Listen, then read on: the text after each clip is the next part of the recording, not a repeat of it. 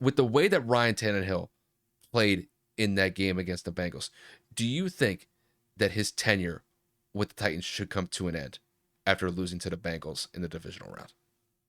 I think he's got to go, man. He has shown all season long that he is performing or digressing or regressing, whatever word you want to use, to show that he's just not playing as good as he used to when he got that contract from Tennessee. I mean, 3 turnovers in the biggest game of the year.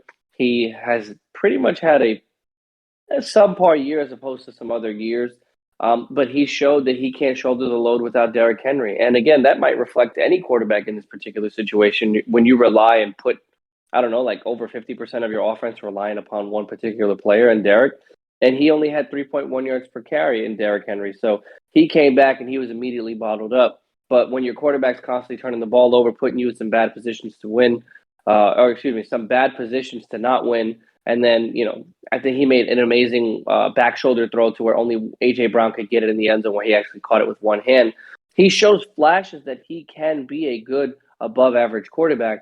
But in terms of consistency, I don't see that from Ryan Tannehill. In decision making, I don't see that from Ryan Tannehill. And it showed without Derrick Henry, he didn't play to standard or up to par from what they needed from him. Granted, they ended up with the number one seed in the AFC, but I don't know. I just had a rock hard, solid feeling that Cincinnati would get that upset, and I just really felt that they were going to have to just genuinely lock up Derek, in which they did, and they were trying to make Ryan Tannehill beat them.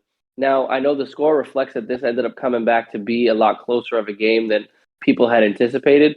There were some turnovers by Cincinnati. There were some questionable calls. There were some conversions on fourth down by Tennessee that extended some drives, but overall, I really do believe that Cincinnati can end up going into Arrowhead and knocking them out. But Tennessee being knocked out the playoffs just makes me feel pretty good.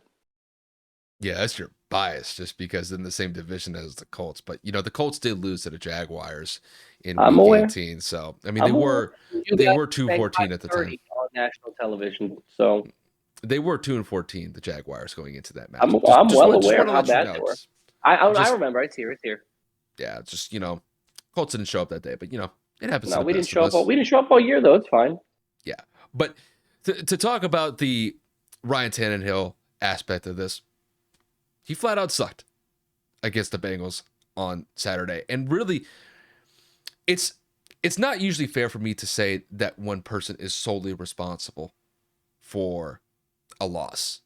But when I look at Ryan Tannehill, he has to shoulder most of the responsibility for that loss against the Bengals because when you look at the situation that Tennessee was placed in, going into the fourth quarter, they did have that nice pass where he was able to connect with AJ Brown. Amazing one-handed catch by AJ Brown to tie that game up at 16 apiece. And I mean, look, Ryan Tannehill was in an advantageous situation. You're in a decent spot on the field with some time left to work with to possibly set up for a game-winning field goal. And for some odd reason, I don't know what Ryan Tannehill was looking at when he threw this pass. Throws it into basically double coverage. You could even possibly say triple coverage in the middle of the field with about 30 to 45 seconds left in the game. Pass gets tipped up in the air. It gets intercepted. And the one thing that I can't get out of my head was Ryan Tannehill literally had the check down wide open on this pass play that ended up in his third interception of the game, which ended up being really the game-losing decision for the Titans overall. Just Ryan Tannehill is a pretty seasoned veteran in the NFL. It's not like Joe Burrow where he's only in his second year. Ryan Tannehill has been in the league for quite some time now. And to make that type of decision at the end of the game, I thought was just flat out horrific. It pretty much cost them a chance to get themselves in the field goal range.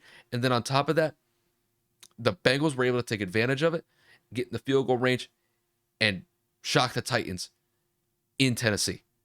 It was just a horrific performance. And it really kind of goes to show that the Titans, they really rely on Derrick Henry to carry that team, because even though that this team was 13-4 at the end of the year, Ryan Tannehill really didn't show me anything that he is capable of carrying that team to more than just a first round entrance or possibly an AFC championship appearance. He's not capable of doing that consistently. He may do it every now and then, but it's mostly off the back of Derrick Henry, and you could say the defense to a certain extent, because that defense did come to play. Specifically talking about the Titans. The Titans had 9 sacks as a unit. To be able to get 9 sacks in one game as a unit, there's not much more you can ask for. The Titans held the Bengals to 19 points. That should be a game where the Titans should feel pretty comfortable when it's all said and done. The fact of the matter is you put up 16 points at home, and the Bengals put up 19. The Titans had an opportunity to get to the AFC Championship game, and they let it slip. And really, when I look back at it, it's Ryan Tannehill. Ryan Tannehill is probably single-handedly responsible for that loss against the Bengals. I know that's harsh, and I know that's me being critical towards Ryan in that one. But 3 interceptions, you can't have that. And the last one pretty much leading to the game-winning field goal.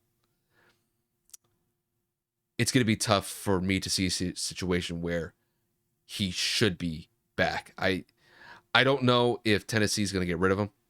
I think for them, he's probably the best thing moving forward, unless they could probably try to bring in somebody else. But with Ryan Tannehill, at best, you may get an AFC Championship appearance out of him, but he is not the guy that is going to lead Tennessee to a Super Bowl anytime soon. And that's even despite having Derrick Henry in the backfield. It's just not going to happen.